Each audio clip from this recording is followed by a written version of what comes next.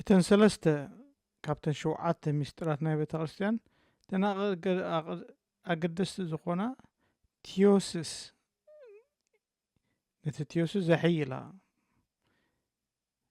እሰን ድማ ጥምቀት ቅባእ ምቕባእ ናይ መንፈስ ቅዱስ ኣብ ጥምቀት ሕብስቲ ድማ ቁርባን ምቕባል ማለት እዩ ብኸመይ ድማ እቲ ቆልዓ ወይ እቲ ዝጥመቕ ሰብ ሽዑ ይቁርብ 7 መዓልቲ ድማ 7 ሰንበት ከይቋረፀት ኣደ ተመላለሶ ዘለዋ ነቲ ቆልዓ ወይ ነቲ ሰብ ክመላለስ ዘለዎ ክቆርብ ምክንያቱ እንታይ ኢልና ቅዳሴ ኢልና ካብ ግሪክ ዝመፅእ ቃል ኮይኑ ስራሕ ናይ ሰባት ኢልና ካህን ዝሰርሖ ዳያቆን ዝሰርሖ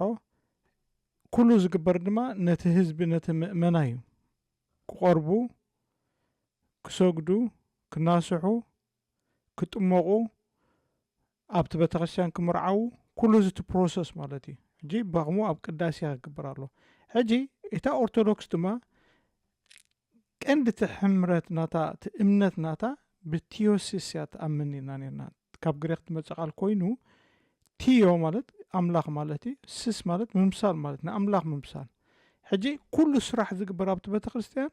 ካብ ጠፊእና ነበርና ናብ መለኮታዊ ፍጥረት ክንቅየር ማለት እዩ ሕጂ ክንከውን ዘይኮና ኣምላኽ ግን መላእኽቲ ክንከውን ቅዱሳን ክንከውን ማለት እዩ ቃዳ ኣብ ካልኣይ ጴጥሮስ ምዕራፍ 1:4 እንታይ ኢሉ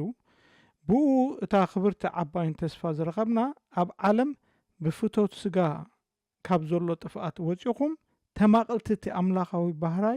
ባህሪ ምእንቲ ክትኮኑ እቲ ባህሪ ናይ ኣምላኻዊ ክንሕዝ ምንታን ካብቲ ናይ ዓለም ጠፊእና ማለት እዩ ኣብ ዮሃንስ እውን እንታይ ኢሉና ዮሃንስ ምዕራፍ 17:21-23 ክርስቶስ ባዕሉ ዝጸልዩ ሓደ ክንኮን ምስኡ እሱ ድማ እንታይ ኢሉ ኣነ ምስ ኣምላኽ ሓደ ከም ዝኾንኩ ንስኹም ድማ ምስ ሓደ ትኮኑ ቅዱስ ጳውሎስ እውን እንታይ ኢሉ ኣነ ክንኩን ዝነብር ዘለኹ ካብ ሕጂ ንኒኦ እንታይ ደኣ ክርስቶስ ኣባይ ይነብር ኣሎ ኢሉ ሕጂ እዚ እቲ እምነት ናይታ ቤተ ክርስቲያን ናይ ኦርቶዶክስ ቀንዲ ሕመረት እዚ ማለት እዩ ኩሉ ስርሓ ተወሊድካ ስጋብ ትሞት ቲዮሲስ ፕሮሰስ እንዳገበርካ ክትቅየር ኣምላኻዊ ክትከውን ማለት እዩ ኣብ ጥምቀት መጀመርታ ኢየሱስ ባዕሉ እንታይ ኢሉና ሓደ ሰብ ካብ ማይን መንፈስ እንተዘይተወለደ ናብ መንግስቲ ኣብ ሰማይ ንኣምላኽ ክኣቱ ኣይክእልን ኢሉ ሕጂ ጥምቀት ምሳሌ ይኮነን ማለት እዩ እንታይ ደኣ ምስ ክርስቶስ ሞትን ትንሳኤኡን እዩ ማለት እዩ ኣብ ጥምቀት እቲ ኣረጊት ሰብ ይሞት ሓጢኣት ትቕበር ምስልና ኮላይ ምስልና ናብ ኣምላኽ ናብቲ ኦሪጂናል ፍጥረትና ብምስሉ ዝፈጠረና ናብኡ ድማ ንቕየር ነፍስና ድማ ትሕፀብ ካብ ሓጢኣት ንሕፀብ ማለት እዩ እዚ እቲ ጥምቀት እዩ ማለት እዩ ኣብቲ ንገብሮ ጥምቀት መዓልቲ እቲ ቁርባን ድማ ባቲ ቅባእ ኮላይ ክሪዝመሴሽን ንብሎ ኣብ 36 ቦታ ይቐብኡና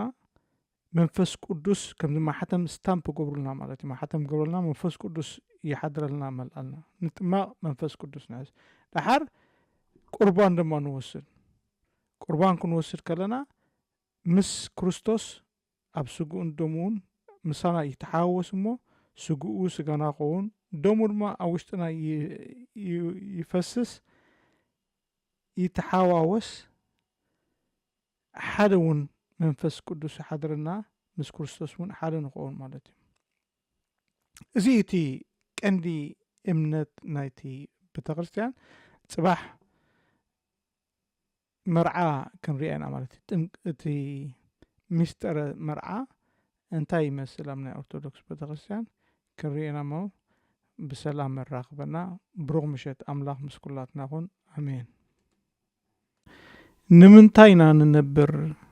ምንባርና እንታይ ፐርፐስ ወይ ድማ እንታይ ዓላማ ኣለዎ ኣብዚ ዓለም እንታይ እቲ ዓላማና ናትና ምንባር ንሕና ኸ ኦርቶዶክስ ናይ ሽም ዲና ዋላ ናይ ብሓቂ ኦርቶዶክስ ኢና ሰቢኹኒ ብመስቀሉ ባሪኹኒ